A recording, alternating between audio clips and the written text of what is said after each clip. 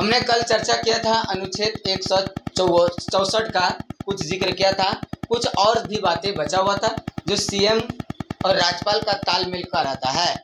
जो सीएम होते हैं उनके पास कुछ शक्तियां होती है और शक्तियों के साथ साथ मंत्रिमंडल को भी सिफारिश कराने का पावर सीएम के पास होता है। कहेंगे सीएम कार्यपालिका का वास्तविक प्रधान होता है, लेकिन नाम मात्र राज्य का कार्यपालिका का प्रधान कौन होता है? तो राज्यपाल होता है। कौन होता है? राज्यपाल।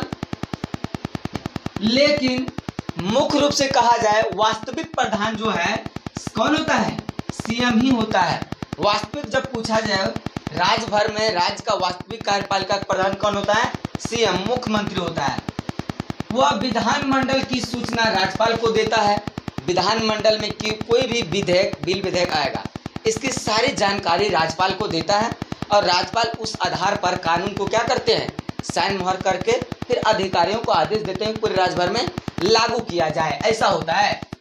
वह किसी भी मंत्री की नियुक्ति या फिर हटाने की सिफारिश राज्यपाल को से करता है। मान लो कि जब आप लोग देखे होंगे कि संतोष कुमार सुराना सुमन जब मंत्री पद से इस्तीफा दे दिए थे, उस समय रत्नेश सदा को मुख्यमंत्री नीतीश कुमार ने बुला करके उसको पदभार ग्रहण करवाया था और राजभवन में उसको राज तिलक करवाया गया था, तो मंत्री पदभार दिया गया।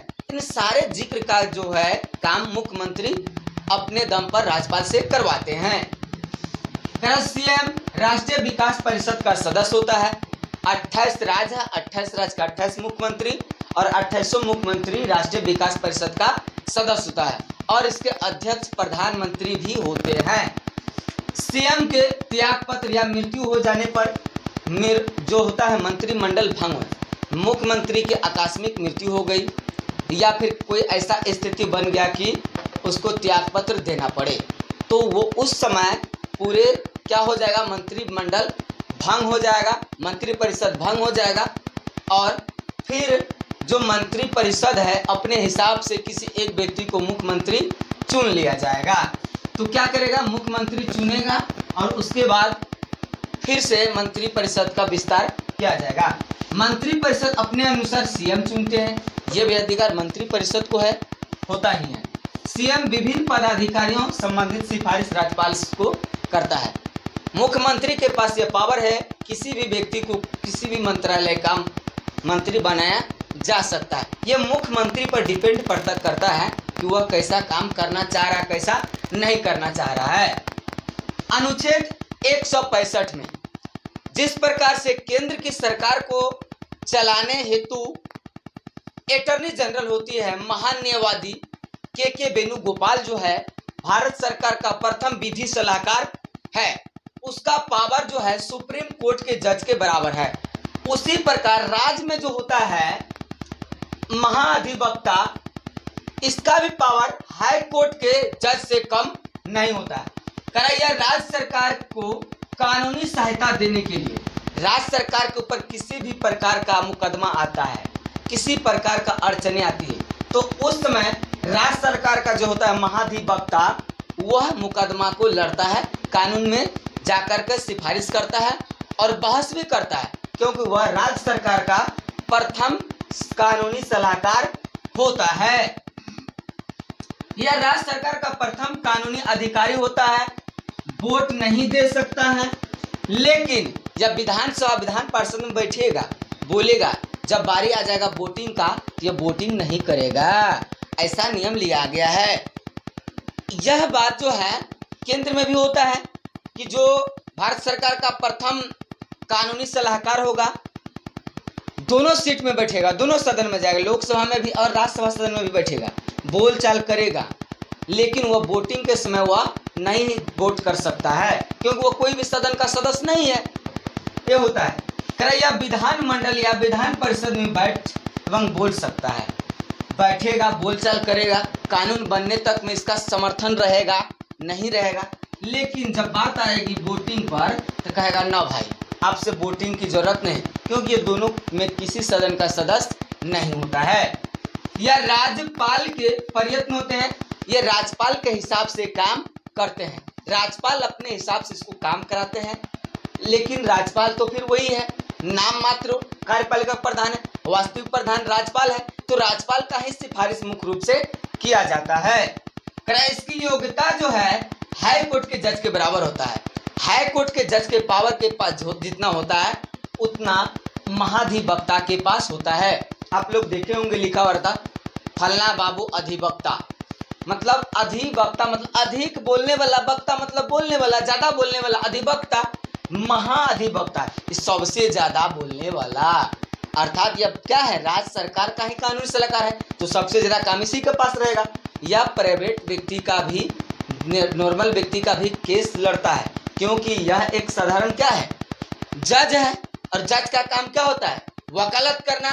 तो यह हाई कोर्ट का जज है और हाई कोर्ट में किसी भी प्रकार के मुकदमा को यह देख सकता है। आम जनता के भी मुकदमा देखेगा तो इसका चार्ज ज्यादा होता है।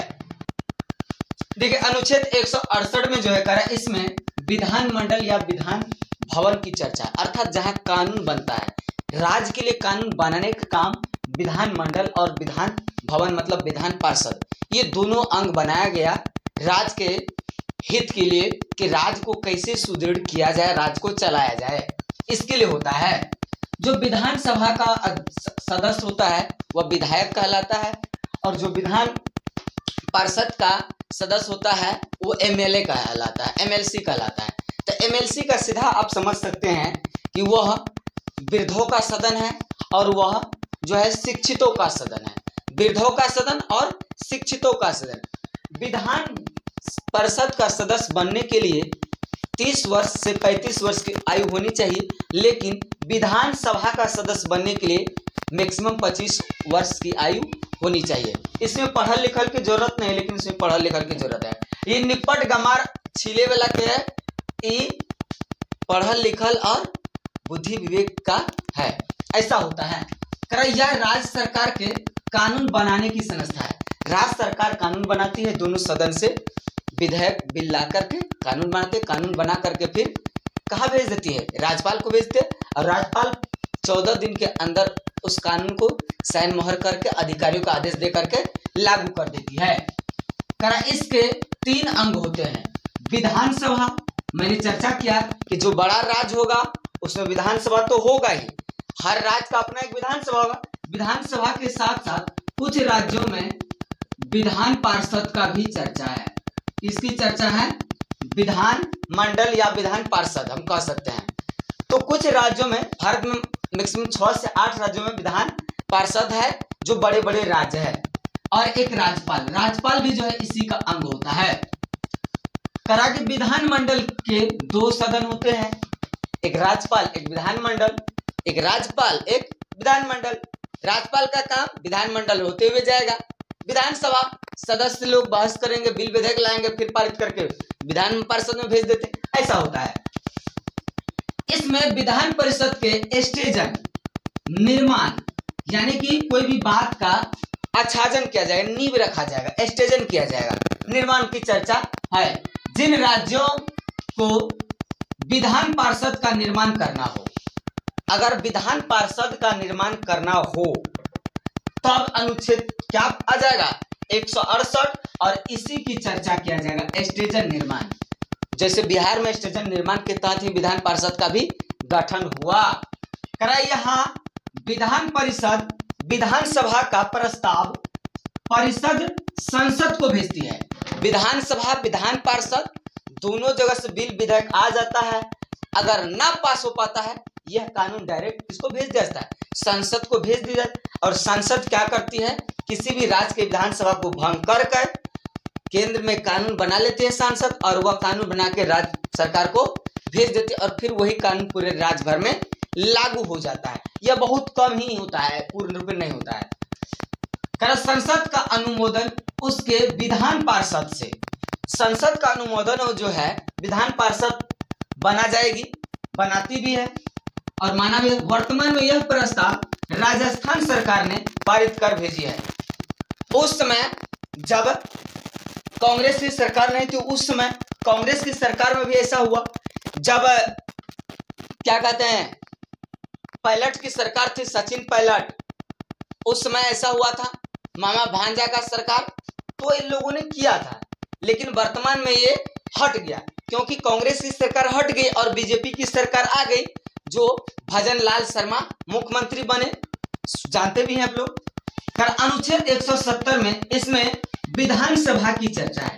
किसकी चर्चा है? अनुच्छेद 170 में।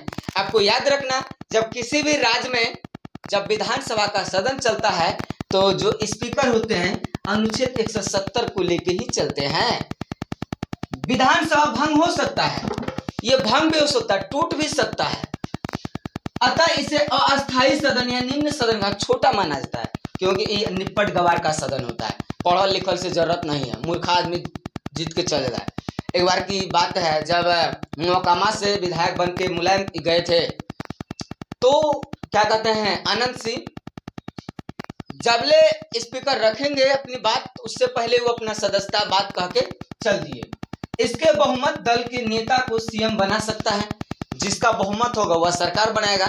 जैसे कि नीतीश की सरकार जो है बहुमत की सरकार है, लेकिन नीतीश कुछ दिन पहले पलट करके चले गए आरजेडी में, तो आरजेडी में चले गए तो आरजेडी बड़ी पार्टी बन करके उभरी और 17 महीना की सरकार रही, फिर सरकार गिर गई। तो विधानसभा में जो होता है जिसका बहुमत होगा उसी का सरकार होगा और राज्यपाल उसी को फिर सरकार बनाने का अनुमति देती है और सदस्यता भी है। अतः इसे प्रथम सदन कहते हैं। इसका चुनाव जनता प्रत्यक्ष करती है, विधायक का चुनाव जनता प्रत्यक्ष करती है, चुन करके अपने प्रतिनिधि को सदन भेजती है और चुने हुए प्रतिनिधि जनता के प्रतिनिधित्व को अपने सदन में रखती है, क्षेत्रीय बातों को रखती है, तब जाकर वो संसद है। अतः इसे प्रत्यक्ष सदन भी कहते हैं क्योंकि यह जो डायरेक्ट जनता के द्वारा चुना जाता है, जिसके कारण इसको प्रत्यक्ष सदन का। वही एमएलसी का जो होता है चुनाव, विधान पार्षद के सदस्य, इसमें पता ही नहीं चलता है कि कब चुनाव हुआ कब टूटा, हर 2 वर्ष में 1/3 जाता है और आता है। इसका कार्यकाल 6 वर्ष का होता है। विधानसभा का सदस्य बनने की कार्यकाल 25 वर्ष होनी चाहिए और बने हुए अधिकार जो सदस्य होते हैं वो 5 साल तक विधानसभा के सदस्य बने रहेंगे और विधान पार्षद के जो सदस्य होते हैं वह 30 साल का होगा और वह 6 साल तक बने हुए रहेंगे। जय हिंद जय भारत।